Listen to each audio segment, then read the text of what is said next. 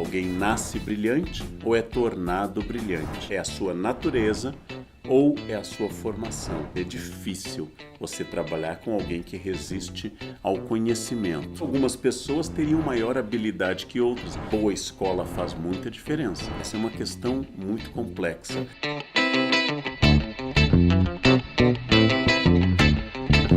Prazer carnal. Existe um tema que causa um debate em filosofia, em psicologia, um tema muito antigo, muito interessante. Afinal, suas habilidades, as minhas habilidades, capacidade de tocar um instrumento, inclinação para o estudo, elas nascem com você, elas seriam inatas, ou elas são trabalhadas pelo meio, seriam adquiridas. Esse debate é muito antigo, afinal, é a sua natureza ou é a sua formação? É aquilo que você traz quase que no nascimento, ou é a força da sua família, da escola e do meio? Os americanos e os ingleses chegam a falar do debate como nature versus nurture, entre natureza e formação, berço e assim por diante. O exemplo clássico que é dado é Wolfgang Amadeus Mozart, porque no século XVIII, Mozart começa a escrever músicas ainda na infância. Toca cravo com habilidade na primeira infância, compõe para violino, compõe oratórios e já tem peças complexas compostas antes da adolescência. Mozart seria o exemplo do ambiente inato ou da habilidade inata, porém, outros lembram que seu pai era professor de música, que a sua irmã também estudava música, que ele nasceu em Salzburg, na Áustria, ou seja, uma terra de muita atividade musical. Se ele tivesse nascido em uma comunidade, uma cultura, uma época que não cultivasse a música clássica, provavelmente não teria tido essas habilidades. Ao que respondem os defensores da natureza que muitos meninos em Salzburg estudaram cravo desde cedo, muitos meninos estudaram violino e só houve um Mozart, e que essa habilidade de Mozart não dependia, então, apenas das lições que o pai Leopold dava, ou do emprego com o arcebispo de Salzburg, ou do seu sucesso parcial em Viena. Esse é um debate muito grande. Alguns neurocientistas contemporâneos gostam de dizer que, claro, nós temos uma carga genética, nós temos especificidades genéticas, e essas características vêm conosco desde o nascimento. Porém, como elas serão trabalhadas, como elas serão dirigidas, parecem depender exclusivamente da formação, da escola, da família e assim por diante. Nós temos bons argumentos para os dois lados. Não há uma explicação clara por que um grupo de alunos de mesma origem social, de mesma região e cultura, recebem informações sobre literatura, ou sobre música, ou sobre matemática, e só um se torna excepcionalmente apto naquela característica. Tudo indica que parece haver algo que não dependa apenas do meio, da formação, da escola, da família. Porém, como cada um se relacionou, por exemplo, com a aula? Vamos dar um exemplo. Eu, você e outras pessoas, se tivéssemos a mesma idade, a mesma origem social, na mesma escola, com o mesmo professor. O professor está dando uma aula sobre um tema que nós nunca ouvimos falar antes. Talvez uma aula de geometria. Nunca estudamos geometria, mas imediatamente algumas pessoas teriam maior habilidade que outras, resolveriam os exercícios primeiro, teriam mais intuições, fariam mais links, seriam mais brilhantes naquele conhecimento. Outros teriam dificuldade por mais tempo. Isso seria um argumento para os que defendem natureza, ou seja, algo inato, algo que eu trago, aquilo que a gente chama de ele tem jeito para matemática, ele tem dom para matemática, ele tem talento, ele tem vocação.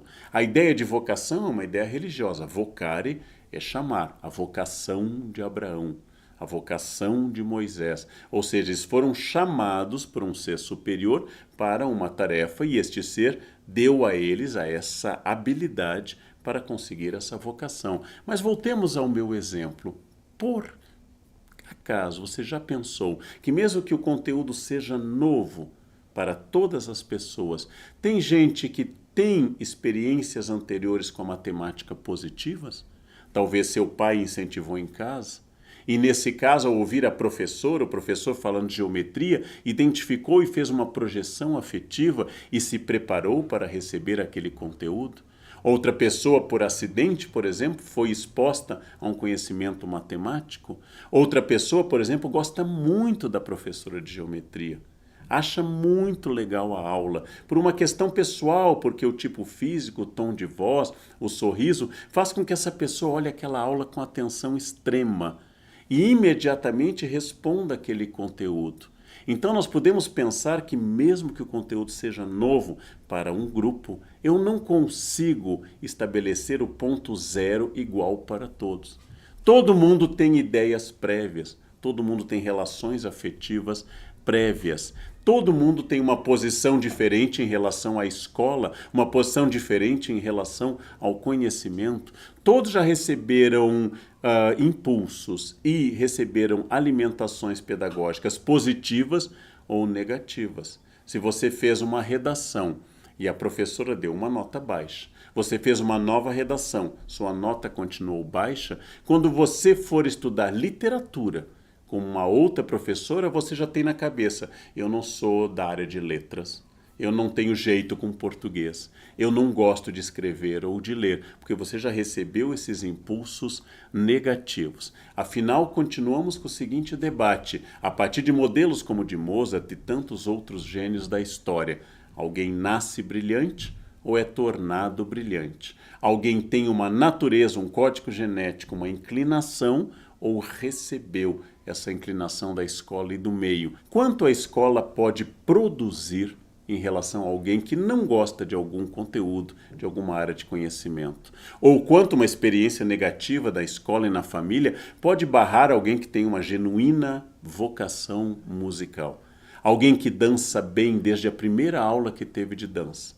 Alguém que toca piano melhor do que outra pessoa. É porque tem algo dentro de si inexplicável e que é a priori, ou seja, anterior à própria experiência da aula de música. Essa é uma questão muito complexa. Mas vamos imaginar primeiro uma saída que não responde essa dicotomia, esse enfrentamento. Se você tem muito talento natural, partindo do pressuposto de vocação, talento natural, nature. Se você tem muito talento natural e não recebe aulas adequadas, não tem uma alimentação mínima, não recebe a quantidade de proteínas que garanta uma atividade cerebral mínima, não recebe estímulos, não importa o tamanho do seu talento, é pouco provável que você consiga desenvolver alguma coisa. E da mesma forma, se eu mesmo não tendo talentos naturais, receber uma excelente formação, receber estímulos muito adequados e tiver condições prévias, biológicas, orgânicas para exercer essa inteligência, é provável que eu consiga mais do que aquela pessoa que não tem essas mesmas condições. Então, o que eu quero dizer com certeza é que, independente do talento natural ou não, nós temos condições sociais, econômicas, familiares, escolares que fazem uma enorme diferença sobre as pessoas. É claro que boa escola faz muita diferença. Como professor há tantas décadas, eu jamais duvidaria do efeito que uma boa aula tem sobre muitas pessoas. O efeito que uma atividade envolvente, lúdica, sedutora tem sobre muitas pessoas. Também sei como professor e também pela minha experiência que uma família que ampare uma boa educação, uma família que tenha livros, que suscite o debate, que revele interesses, que tenha a capacidade de despertar na criança e no adolescente muitos estímulos, facilita muito, enormemente, a capacidade de aprendizado. Pelo contrário, uma família sem nenhum eco, tudo que eu falo em sala de aula não pode ser comentado em casa. A família, pelo contrário, ataca a educação. Diz que aquilo não tem muito valor. A família não tem livros, não vê filmes e não debate, não promove viagens, não estimula a curiosidade e ainda ataca o valor escola e o valor educação.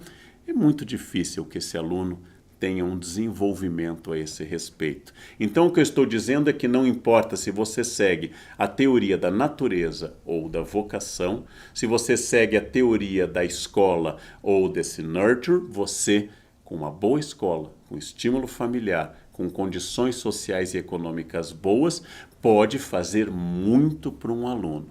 Agora, desde muito cedo a gente nota que alunos especialmente dotados e outros especialmente resistentes ao conhecimento. Aí não me importa se isso nasce na família ou nasce no código genético, mas é difícil você trabalhar com alguém que resiste ao conhecimento. Nós temos em todos os lados questões muito complexas para resolver.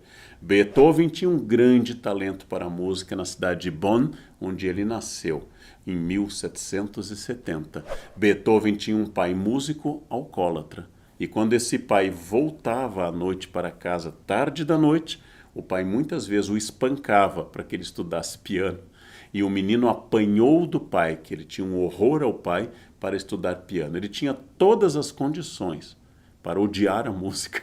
E assim que o pai morresse, se afastar em definitivo da influência do pai e da música. E ele se tornou um homem dedicado 100% ao piano, à composição e à música. Nós temos exemplos, por exemplo, de gênios como Bach, que tiveram 20 filhos, vários dos quais se tornaram músicos, mas nenhum com o gênio do pai. Ou seja, os filhos de Bach, como Carl Philipp Emanuel, tiveram aula com o Johann Sebastian Bach. Você quer um professor melhor? Mas esse pai seria um bom professor? Foi bom professor de muitas pessoas, como Mozart teve aula com seu pai. Schumann, o grande gênio romântico, se casou com uma pianista, Clara Wieck, e não geraram gênios musicais.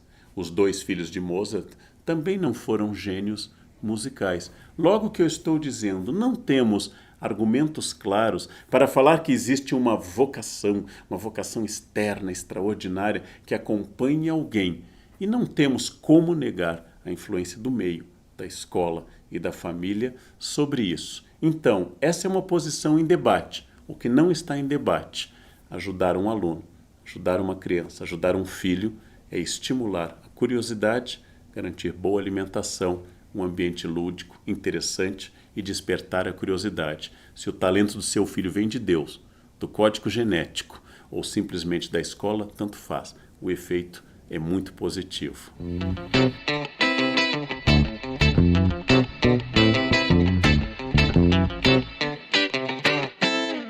Descubra sua personalidade com o teste Pensax.